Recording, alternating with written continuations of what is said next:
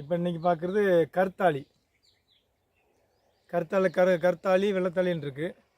கருத்தாளி மரம்னு சொல்லுவாங்க. ஆனால் கருங்காலி இனத்தை சேர்ந்தது இது.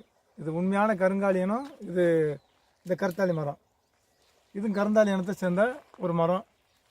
இது தெய்வீகத்துக்குரிய மரமாக சொல்லப்படுது. கண்டிஷ்டி, உம்மளிப்பு, பயந்தது கோட்டாலம், இந்த மாதிரி சின்ன சின்ன இதுகளுக்கு நம்ம தாயத்தில் இந்த குச்சியை சின்ன அந்த குச்சி இலையும் குச்சியை மந்திரிச்சு நம்ம போட்டுக்கலாம்.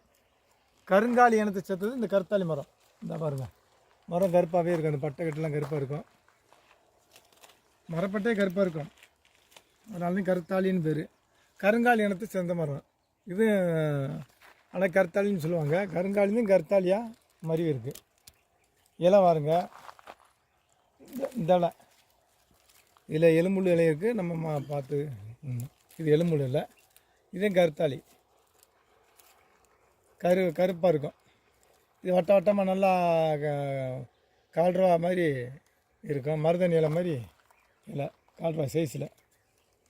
இந்த கருத்தாளி மரம் மரப்பட்டை எல்லாம் கருப்பாக இருக்கும். இதுவும் கருங்காலி இனத்தை சேர்ந்த ஒரு இது. இதனுடைய இந்த குச்சி இந்த இலையெல்லாம் நம்ம மந்திரிச்சு தாயத்துக்கு பயந்ததுக்கெல்லாம் தாயத்தில் அடித்து கொடுக்கலாம். இந்த இது தாயத்தில் பார்வைப்பட்டைக்கு பார்வை தாயத்துக்கு கண்டிஷ்டி உம்மளிப்பு இந்த மாதிரிலாம் களி இருக்குது. பார்வைப்பட்டைக்கு இந்த இலையும் குச்சியும் வச்சுக்கலாம். பார்வைப்பட்டைக்கு அடைக்கிறது இந்த கருத்தாளி தான். பயந்ததுக்கு, சீரடிச்சதுக்கு, குழந்தைகளுக்கு, பேய் வெடிச்சது, பிசாசு வருது, இந்த மாதிரி ஒரு கண்டிஷ்டி உம்மளிப்பு, கொல்லிக்கண், நச்சுப்பாறை, கொல்லிக்கண் இதுகளுக்கெல்லாம் முறிக்கிறதுக்கு இந்த பார்வைப்பட்டையாக இந்த கருத்தாளி மரம் பயன்படுது. இந்த கருத்தாளி அந்த பார்வைப்பட்ட மரம்னால இந்த கருத்தாளியத்தையும் குறிக்கும்.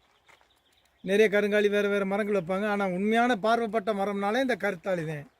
இந்த காலத்தில் சித்தர்கள் சொன்ன முறையில் பார்வைப்பட்ட மரம் எதுனா இதுதான், இந்த கருத்தாளி மரம் தான். இந்த கருத்தாளி மரம் பார்வைப்பட்ட மரம்னு இன்னொரு பேர் இருக்குது. இந்த முறைப்படி அமாவாசை அன்னைக்கு இந்த இலையை பிடுங்கி இல்லாட்டி சின்ன குச்சி இலை எடுத்து பூஜை பண்ணி பைரவர் பூஜை, காளி பூஜை எல்லாம் பண்ணி எடுத்து நம்ம வச்சுக்கிட்டோம்னாலே அந்த பார்வைப்பட்டைக்கு நம்ம தாயத்தில் அடைச்சி இதை போட்டுக்கிட்டோம்னாலே எந்த கண்டிஷ்டி உம்மளிப்பு, நச்சப்பாறை, எதிரி சூழ்ச்சி எல்லா இதுகளும் நம்ம விலகி நல்லபடியாகும் இந்த கருத்தாளி மரத்தினால. இது ஒரு தெய்வீக மூலிகை, மருத்துவத்துக்கும் பயன்படும். அந்த மருத்துவத்துக்கு என்ன பயன்படுது அப்படிங்கிறத நம்ம அடுத்ததில் நம்ம தனியாக பார்ப்போம். இந்த இலையில பாருங்கள், இந்த மரப்பட்டை கருப்பாக இருக்கும், கருப்பு நிறத்தில். இதுலேயே இன்னும் கருப்பாக இருக்குது. அது அந்த மண்ணை பொறுத்து அந்த பட்டை மாறுபடும். இன்னும் கரையேன்னு வரும். இந்த கருத்தாளி மரம் ஒரு சில இடம் கருமண் இருக்க இடத்துல அந்த மரப்பட்டையே பூரா கரையேன்னு இருக்கும். இப்போ வெளுத்து இருக்குது, மண்ணை பொறுத்து இது வெளுத்து வேறுபடுது. ஆனால் இந்த இதுக்கு மேலே சாம்பல் நேரமாக இருக்குது. ஆனால் இதுக்கு மேலே மாறாது. நல்ல உறுதியான மரம். பறவைகள் விரும்பி இங்கே கூடு கட்டும். நாகங்கள் இங்கே அதிகம் வராது இதில். அதனால் விரும்பி பறவைகளும் சில பூச்சி இனங்களும் இதில் கூடு கட்டி பாதுகாப்பாக வாழும். எந்த நெகட்டிவ் இந்த எதிர்மையான அலைகளும் இங்கே அந்த மரத்தை தாக்காது. அதனால் பறவைகளும் இங்கே பாதுகாப்பாக இருக்கும். சின்ன பாம்புக்கு, நாகத்துக்கு பயப்படக்கூடிய பறவைகள்லாம் கூடு கட்டும். சில பூச்சி இனங்களும் ஜலந்தி போன்ற பூச்சி இனங்களும் இங்கே கட்டி பாதுகாப்பாக வாழும். இது பார்வைப்பட்ட மரம்னு இன்னொரு பேர் இருக்குது.